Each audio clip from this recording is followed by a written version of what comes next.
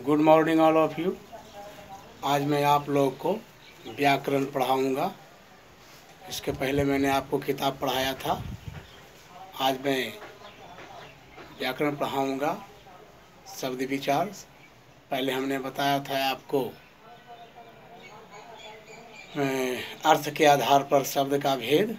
आज मैं बताने जा रहा हूँ उत्पत्ति के आधार पर शब्द का भेद। तो उत्पत्ति के आधार पर शब्द के 4 भेद होते हैं। उत्पत्ति के आधार पर शब्द के 4 भेद होते हैं। पहला है तत्सम शब्द, तत्सम शब्द। दूसरा तद्भव शब्द।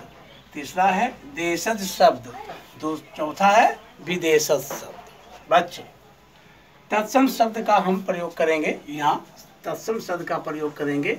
तत्सम क्या है? तत्सम 2 शब्दों से बना है, तत् जोड़ सम। यहाँ लिखते हैं तत्, तत् जोड़ सम। तत् जो हुआ संस्कृत शब्द हुआ, तत् मने तत् जो शब्द हुआ संस्कृत, सम मने समान। तो इसी से परिभाषा निकल जाता है। जैसे तत् संस्कृत शब्द हुआ तो संस्कृत के समान शब्द जब हिंदी में प्रयुक्त होता है उसे तत्सम शब्द कहते हैं। तत् जोड़ सम 2 शब्दों से बना। तत् संस्कृत शब्द है, सम माने समान।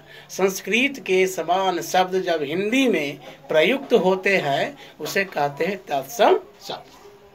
संस्कृत भाषा के जो शब्द हिंदी में प्रयुक्त होते हैं उसे तत्सम शब्द कहते हैं। जैसे कर्म, सूर्य, अग्नि, दुग्ध, मयूर इत्यादि, ये सभी होते हैं।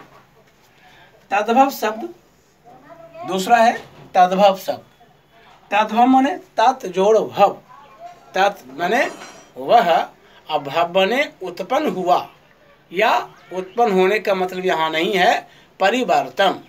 तत् संस्कृत शब्द है, अभव माने हो गया परिवर्तन, उत्पन्न हुआ। उत्पन्न हुआ का मतलब यहाँ अर्थ है परिवर्तन। अर्थात संस्कृत शब्द से परिवर्तित होकर, जो शब्द संस्कृत शब्द से परिवर्तित होकर हिंदी में प्रयुक्त होते हैं, हिंदी में प्रयोग किए जाते हैं, उसे तद्भव शब्द कहते हैं। उसे तद्भव शब्द कहते हैं। उसे क्या कहते हैं? तद्भव शब्द कहते हैं।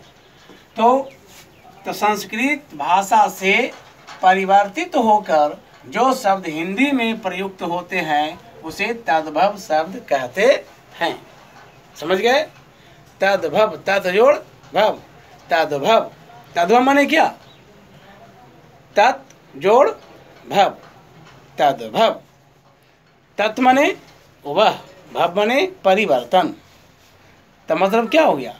संस्कृत शब्द से परिवर्तित होकर जो शब्द हिंदी में प्रयुक्त होते हैं, प्रयोग किए जाते हैं, उसे तद्भव कहते हैं। जैसे कर्म काम, सूर्य सूरज, अग्नि आग, दुग्ध दूध, मयूर मोर, मोर दूध, सूर्य सूरज, काम, ये सब तद्भव हुए।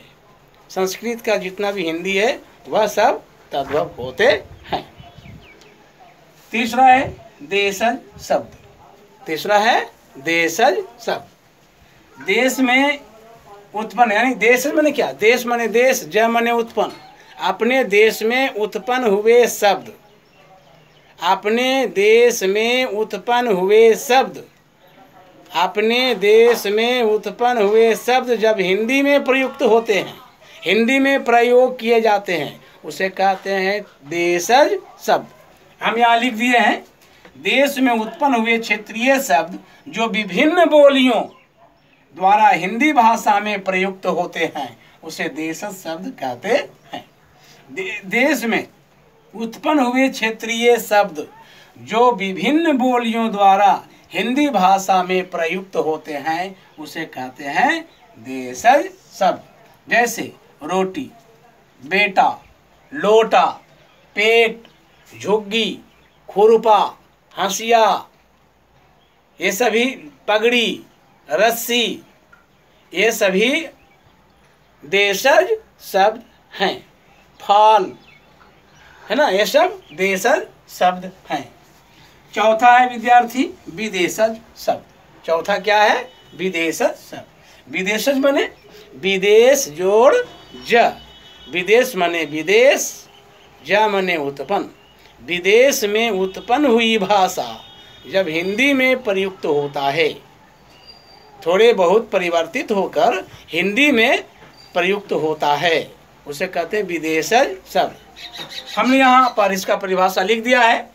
विदेश में उत्पन्न हुए भाषा थोड़े बहुत परिवर्तन के साथ हिंदी में प्रयुक्त होते हैं, उसे कहते हैं विदेशज शब्द। जैसे कैंची, कुर्ता, कूली, डॉक्टर, पेन, किताब, ये सभी होते हैं विदेशज शब्द।